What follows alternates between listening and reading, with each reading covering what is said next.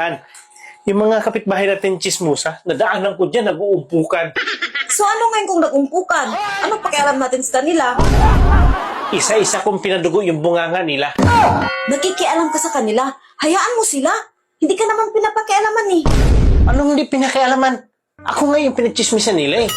Paano daw ako nagustuhan ng babae, ay liit na yun sa akin, tapos supot pa. Pag once na nalaman ko kung sino yung babae na nagkalat niyang ganang chismis, itapat ko na habang nagsasalita siya, paduguin ko yung bunganga niya. Di ba, Han? Mali yung ginagawa nila. Sa palagay mo, Han, sino yung pinagmulan yung ganyan chismis?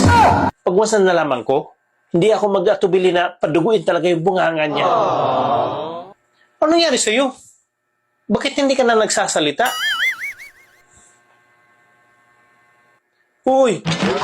Ano nangyari sa'yo? Bakit hindi ka na nakapagsalita? Nagsasalita ka naman kanina. Sige daw. Hello, hello, hello. Sige.